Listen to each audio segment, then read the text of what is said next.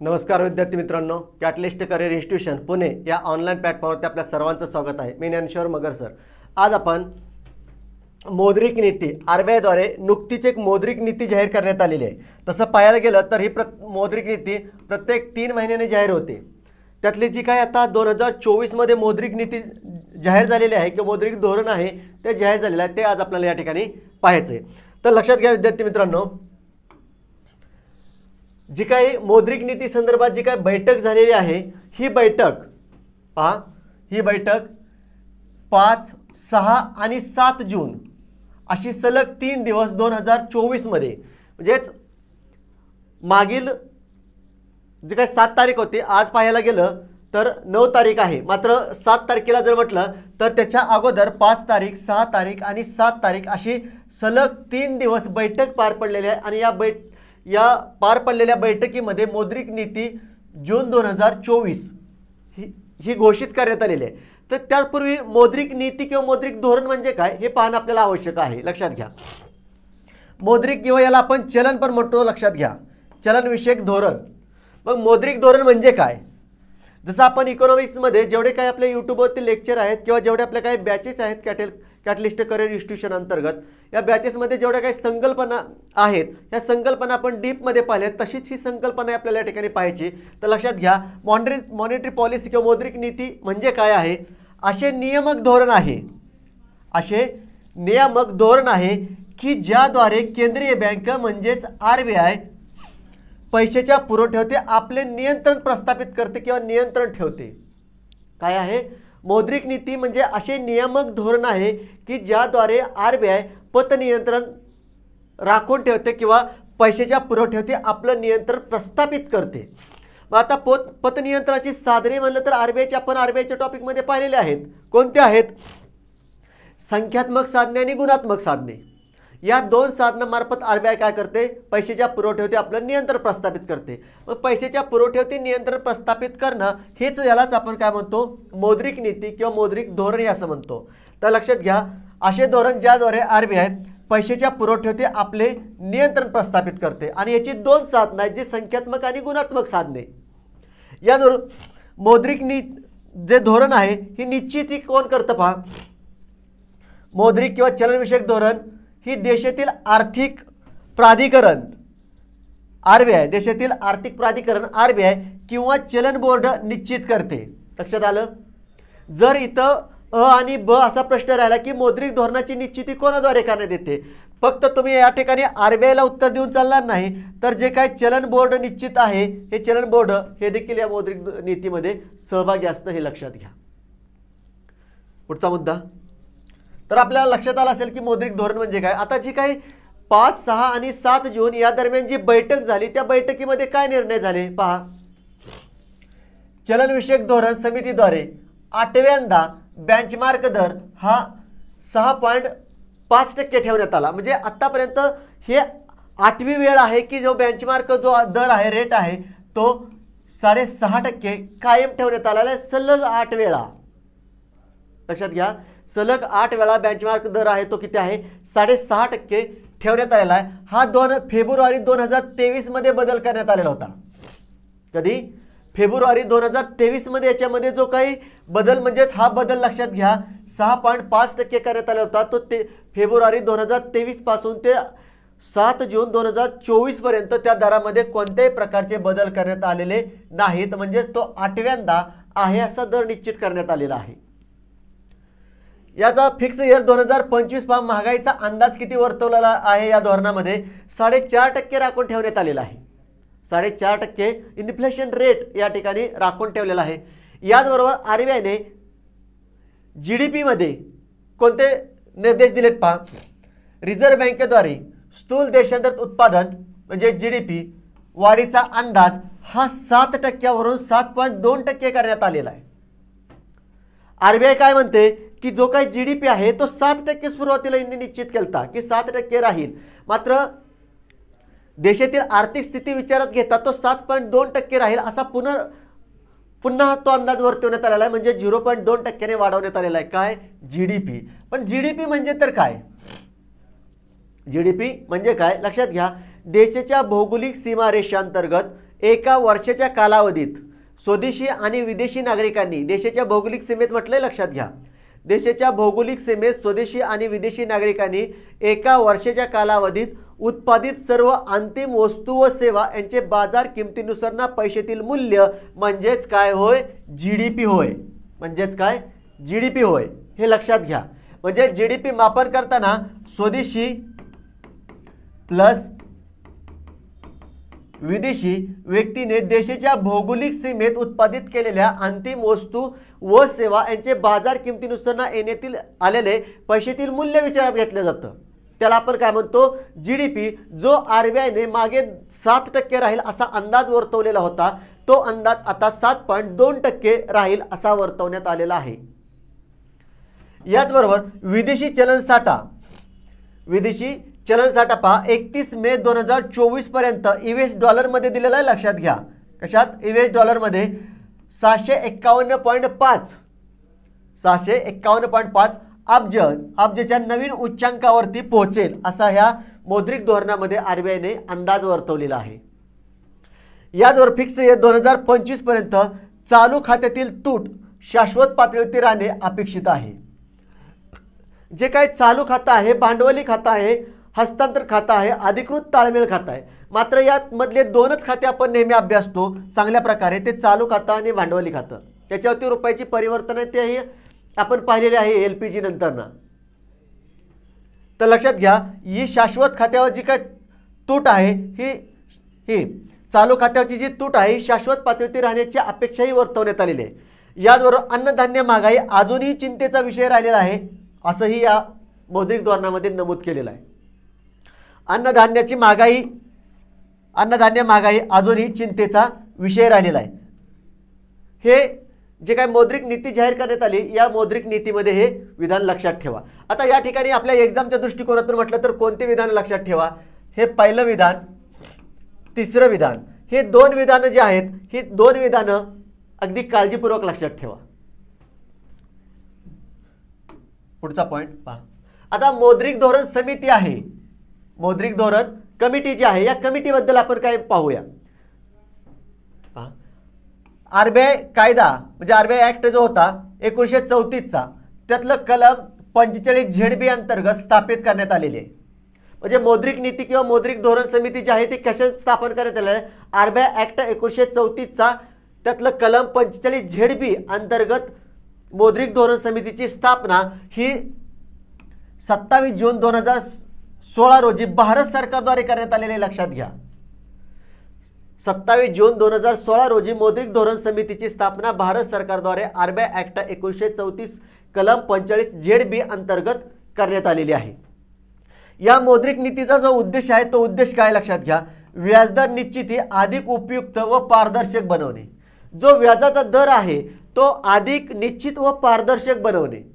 मग आता या ठिकाणी बँक दर असेल, CRR असेल, रेपो असेल, रिव्हर्स रेपो असेल, SLR असेल, हे जे काही रेट आहेत, जे संख्यात्मक साधन आहेत, या संख्यात्मक साधनाचा व्याजदर अधिक उपयुक्त व पारदर्शक बनवणे हा याच्या पाठीमागचा उद्देश, मूळ उद्देश असलेला आपल्याला पाहायला मिळतो. याचबरोबर चलनविषयक धोरण आहे, याच्याबद्दल काय थोडीशी माहिती पहा. हे उपाय किंवा साधन आहे, चलनविषयक धोरण हे काय आहे, उपाय किंवा साधन आहे जे मौद्रिक धोरण निश्चितीमध्ये सहभाग नोंदवतं. म्हणजेच चलन पुरवठ्यावरती नियंत्रण ठेवणारी ही यंत्रणा आहे, ज्याद्वारे म्हणजे चलन व्यवस्थेद्वारे मध्यवर्ती बँक म्हणजेच कोण, RBI व्याजदर नियंत्रण करून अर्थव्यवस्थेमध्ये पैशाच्या प्रवाहावरती नियंत्रण ठेवते किंवा किंमत स्थिरता राखते आणि उच्च विकास दराचे लक्ष्य साध्य करण्याचा प्रयत्न करते. म्हणजेच या मौद्रिक धोरणाद्वारे RBI चलन पुरवठ्यावरती आपलं नियंत्रण प्रस्थापित करते. म्हणजेच अर्थव्यवस्थेमध्ये भावान नको आहे, अर्थव्यवस्थेमध्ये चलन घट नको आहे, तर त्या दोघांच्या मधली जी पातळी आहे अर्थव्यवस्था स्थिर ठेवणं.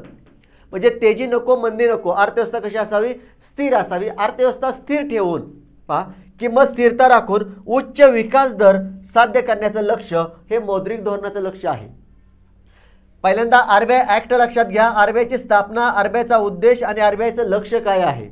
म्हणजेच अर्थव्यवस्थेमध्ये तेजी नको, मंदी नको, अर्थव्यवस्थेमध्ये स्थिरता साध्य करून उच्च विकास दर साध्य करणं हे RBIचं काय आहे, मौद्रिक धोरणांतर्गतचं लक्ष्य असलेलं आपल्याला पाहायला मिळतं.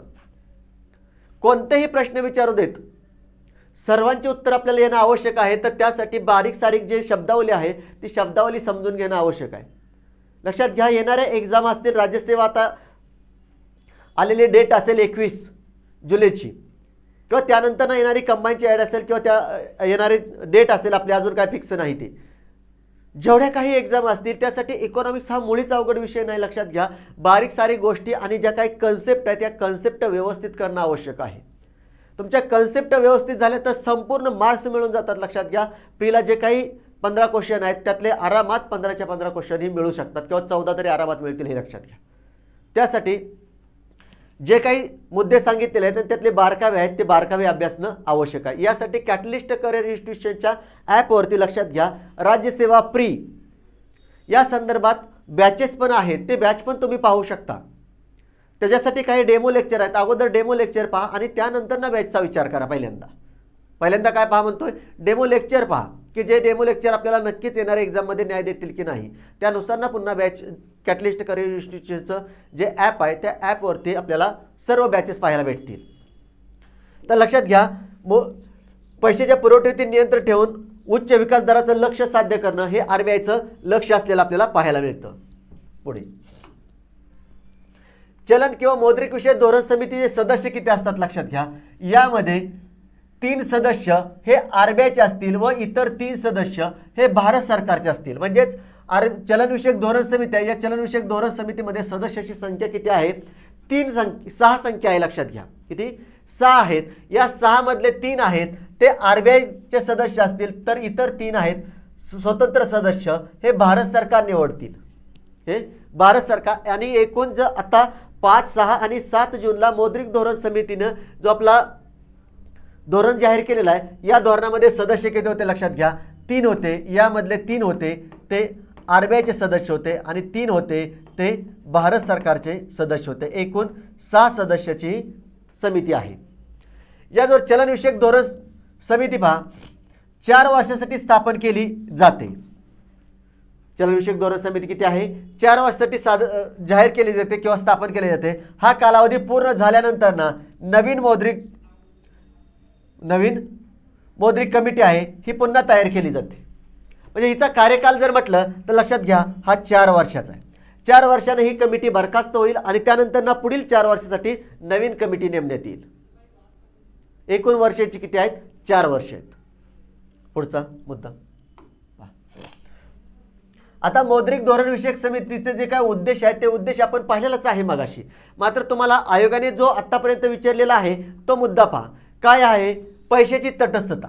मग मगाशीच आपण म्हणलेलं आहे की चलन पुरवठ्यावरती नियंत्रण ठेवणं, पैशाची तटस्थता. दुसरा, विनिमय स्थिरीकरण, जो देवाणघेवाणीचा दर आहे तो स्थिर ठेवण्याचा प्रयत्न देखील मौद्रिक धोरण समितीद्वारे करण्यात येतो.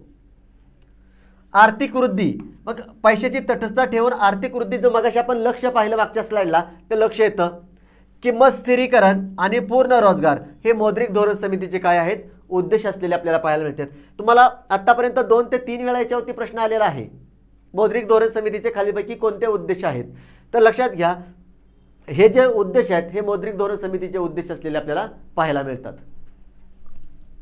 पुढे आता विद्यार्थी मित्रांनो लक्षात घ्या, येणारी जी काही कंबाईन आहे या कंबाईनच्या दृष्टिकोनातून कंबाईन 2025 यासाठी कॅटलिस्ट करिअर इन्स्टिट्यूशन अंतर्गत एक बॅच आपण सुरू करत आहोत. ते बॅच लक्षात घ्या 23 जून या दिवशी काय आहे, सेमिनार आहे.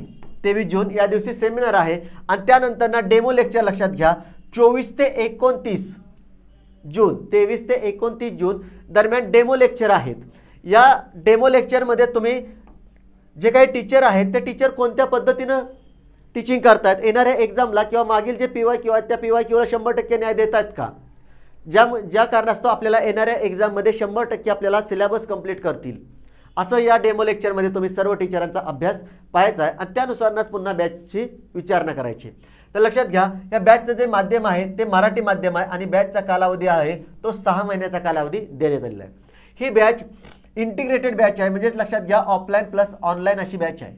ऑफलाईन प्लस ऑनलाईन अशी बॅच आहे. बॅच लक्षात घ्या कंबाईनची बॅच आहे.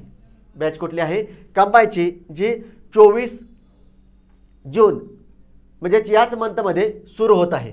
तर लक्षात घ्या बॅच सुरुवात 24 जून आहे आणि बॅचचा जो काही वेळ आहे सकाळी 8 ते 10 लेक्चर होतील। बॅचचा टाइम काय आहे सकाळी 8 ते 10 आणि सोमवार ते शुक्रवार राहील आणि मग शनिवार रविवार काय असेल जे झालेला सिलेबस असेल त्या झालेल्या सिलेबसच्या टेस्ट असतील हे लक्षात घ्या। तर जे फ्री सेमिनार आहे लक्षात घ्या हे 23 जून 2024 रोजीचं फ्री सेमिनार आहे।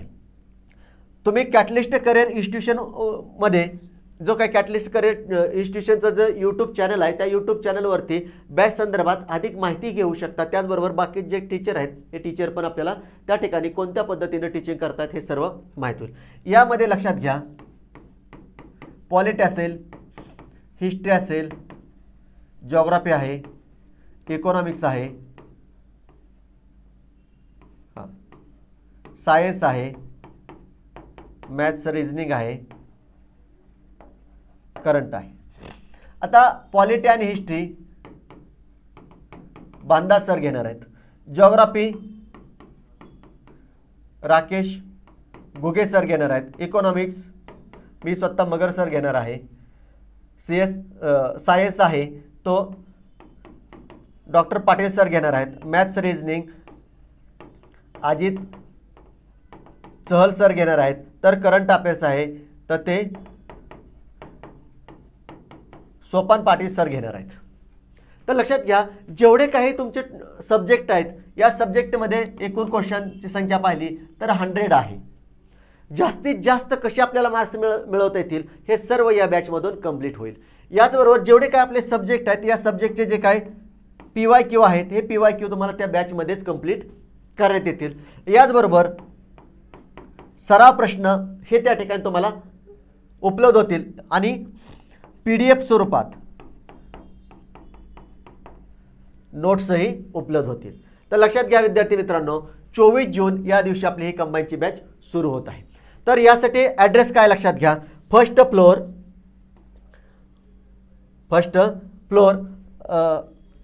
या ठिकाणी Saidham building first floor Saidham building जे रामकृष्ण हॉस्पिटल आहे त्या हॉस्पिटलच्या समोर कॅटलिस्ट करिअर इन्स्टिट्यूशन म्हणून एक मोठा बोर्ड आहे लक्षात घ्या सदाशिव पेठ त्या ठिकाणी तुम्ही पाहू शकता। याचबरोबर जर का काही तुम्हाला या बॅचबद्दल अधिक माहिती हवी असेल तर जो काही नंबर आहे लक्षात घ्या 76 20 12 31 90 या नंबरवरती कॉल करूनही तुम्ही बॅच संदर्भात माहिती पाहू शकता।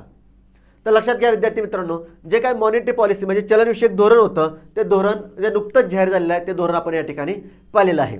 तर हे नक्कीच आपल्याला येणाऱ्या एक्झाममध्ये एक चांगला मार्क्स देऊन जाईल अशी या ठिकाणी एक अपेक्षा बाळगू आपण आणि या ठिकाणी हे धोरण आपलं जो काही महत्त्वपूर्ण मुद्दे होते ते कंप्लीट झाल्या कारणास्तव आपण या ठिकाणी थांबूया। धन्यवाद विद्यार्थी मित्रांनो।